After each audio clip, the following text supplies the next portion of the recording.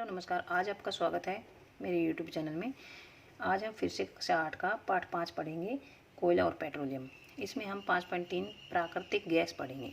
प्राकृतिक गैस बहुत ही इम्पोर्टेंट है, तो वीडियो देखने से पहले सब्सक्राइब जरूर करें। चलिए शुरू करते हैं।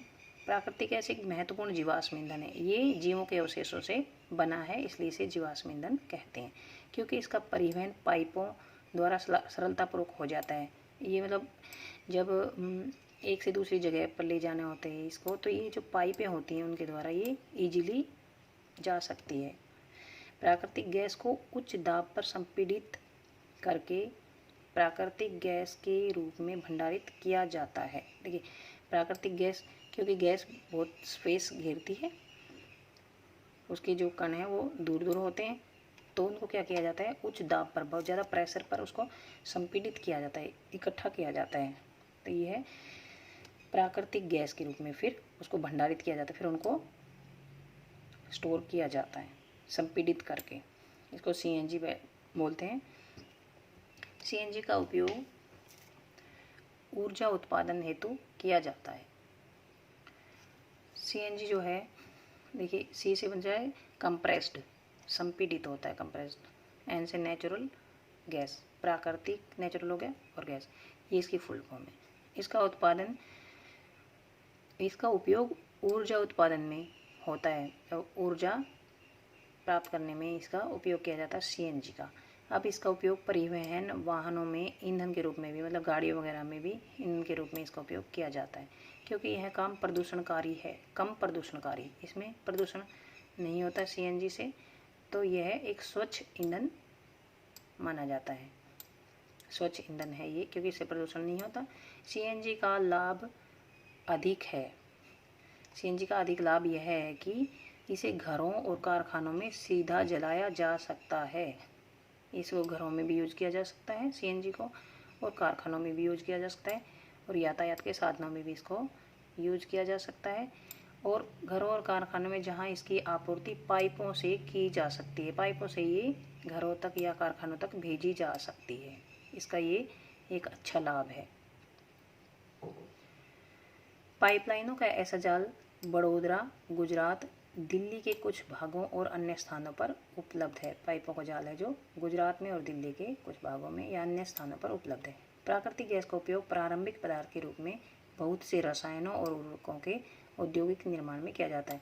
ये सिर्फ ईंधन के काम ही नहीं आती, बल्कि बहुत सारे जो रसायन बनते, केमिकल्स बनते हैं या उर्वरक बनते हैं, उनके निर्माण में भी इसके जो प्रारंभिक पदार्थ शुरू में उपयोग होता है, उसके लिए इसका उपयोग किया जाता है। भारत में प्राकृतिक गैस के विशाल भंडार हैं, बहुत सारे इसके भंडार है प्राकृतिक गैस के। हमारे देश में प्राकृतिक गैस कहाँ कहाँ मिलती है? त्रिपुरा में, राजस्थान में, महाराष्ट्र में और कृष्णा गोदावरी के डेल्टा में ये प्राकृतिक गैस पाई जाती है। इसको याद करना है, ये क्वेश्चन पूछा जा सकता है कि प्राकृतिक गैस कहाँ कहाँ पाई जाती है भारत में। अब ये जो बोलता है, क्या प्रयोगशाला में मृत जीवों से कोयला, पेट्रोलियम और प्राकृतिक गैस बनाई जा सकती है? पहली इंटेलिजेंट है, पहली कहती है नहीं, इनका बनना एक बहुत धीमा प्रक्रम है और ये कई सालों में बनते, हमने पढ़ा है, और इनके बनने की परिस्थितियाँ प्रयोगशाला में उत्पन्न नहीं की जा सकती। इतना उच्च दाब और ताप प्रयोगशाला में नहीं हो सकता, और ये जीवाश्मों से बने हैं, इसलिए इनका प्रयोगशाला में ये प्राकृतिक गैस, कोयला और पेट्रोलियम नहीं बन सकते। अब ये पढ़ लेते हैं, कुछ प्राकृतिक संसाधन सीमित हैं। 5.4 भी पढ़ लेते हैं हम। कुछ प्राकृतिक संसाधन सीमित हैं। आपने इस अध्याय में पढ़ा है कि कुछ प्राकृतिक संसाधन जैसे जीवाश्म ईंधन, वन, खनिज आदि समाप्त होने वाले होते हैं, मतलब ये समाप्त हो सकते हैं। आप जानते हैं कि कोयला और पेट्रोलियम जीवाश्म ईंधन है, क्योंकि ये जीवों के अवशेषों से बने हैं। मृत जीवों के ईंधन में परिवर्तन करने के लिए लाखों वर्ष का समय लग जाता है। ये हमने कोयला और पेट्रोलियम में पढ़ा है।